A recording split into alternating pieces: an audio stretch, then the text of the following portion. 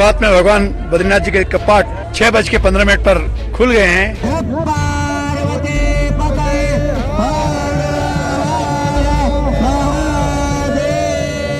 अब हमारे चारों ही धामों के विधिवत रूप से कपाट खुल गए हैं।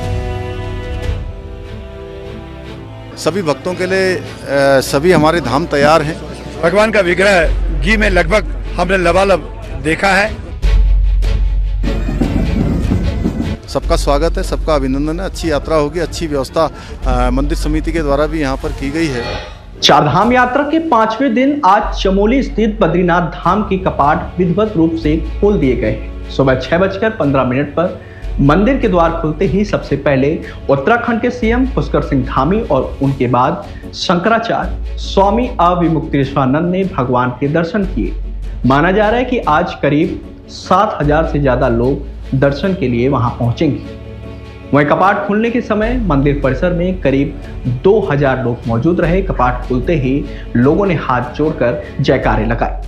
दरअसल यहाँ श्रद्धालु बीते 6 महीनों से जल रही अखंड ज्योति के दर्शन कर रहे हैं। वहीं कपाट बंद होने के समय बद्री विशाल पर चढ़ा घृत कंबल भी हटा दिया गया है। बद्रीनाथ धाम के पूर्व धर्माधिकारी आचार्य भुवन चंद्र अनियाल का कहना है कि इस साल कंबल घी में लबालब मिला है, जो ये संकेत देता है कि पूरे साल मौसम अनुकूल रहेगा।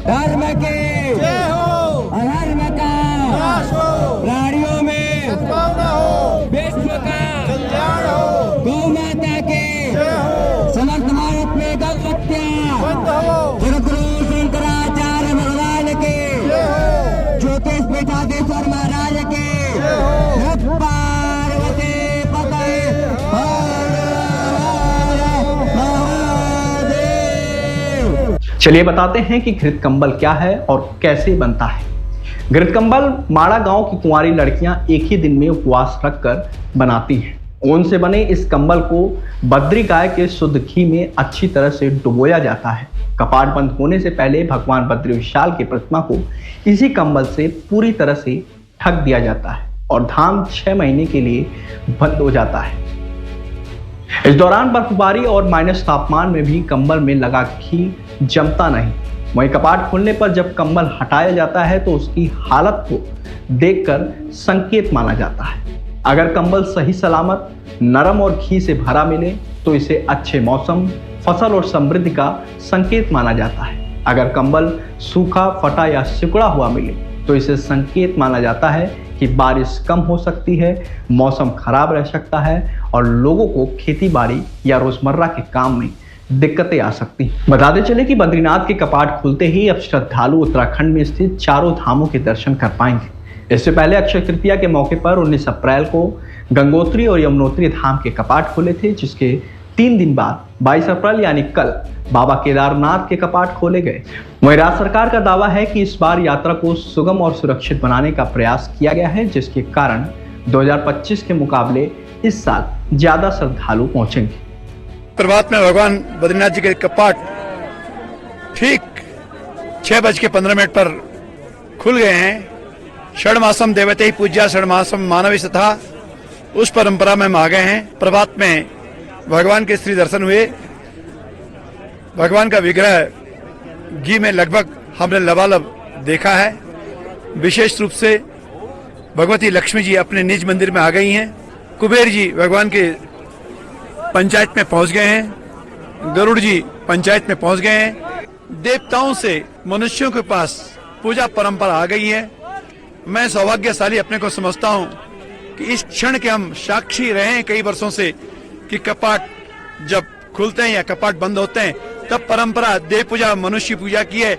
और साक्षात संवाद यदि कहीं देखते हैं तो मैं बद्रीनाथ में आके संवाद देखता हूँ। जब देवताओं से भगवान बद्रीनाथ जी को मांगते हैं और कपाट बंद पर देवताओं को भगवान बद्रीनाथ जी देते हैं, तो उस परंपरा अनुसार आज देवताओं से हमने भगवान बद्रीनाथ जी को मांगा है, लिया है और आज से हम भगवान की पूजा करेंगे, अर्चना करेंगे।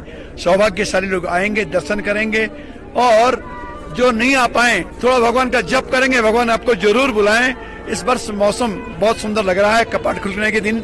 अब हमारे चारों ही धामों के विधिवत रूप से कपाट खुल गए हैं। आज भगवान बद्री विशाल के भी कपाट खुल गए हैं। सभी भक्तों के लिए सभी हमारे धाम तैयार हैं। सभी दर्शन के लिए आने वाले लोगों के लिए सभी व्यवस्थाएं सुव्यवस्थित रूप से करने का प्रयास किया गया है। अभी चूँकि पिछले वर्ष और इस वर्ष अभी भी यात्रा शुरू होने से पहले तक लगातार बर्फबारी होती रही है, लेकिन उसके बावजूद भी सभी इंतजाम किए गए हैं। सभी भक्तगण सभी आएँ, सभी श्रद्धालु आएँ, सबका स्वागत है, सबका अभिनंदन है। अच्छी यात्रा होगी, अच्छी व्यवस्था मंदिर समिति के द्वारा भी यहाँ पर की गई है। और ये भगवान बद्री विशाल की नगरी है। यहाँ हमारे प्रधानमंत्री जी ने 2022 में इस भगवान बद्री के स्थान का मास्टर प्लान यहाँ के लिए तैयार करवाया था, जो आज काफ़ी आगे बढ़ गया है। काफ़ी काम यहाँ पर हो रहे हैं और भव्य बद्री, दिव्य बद्री के रूप में ये स्थान पूरी तरह से अब दिखने लगा है। इसी के साथ ये माणा गांव भी है यहाँ पर। तो मैं सभी आने वाले श्रद्धालुओं से, भक्तगणों से ये भी अनुरोध करूंगा कि वो चारों धामों के दर्शन के साथ साथ हमारे आसपास के धामों के आसपास के जो स्थान हैं उन स्थानों को भी देखें। यहाँ माणा गांव, जिसको भारत का अंतिम गांव कहा जाता था, प्रधानमंत्री जी ने 2022 में यहाँ का प्रवास किया था, यहाँ का भ्रमण किया था।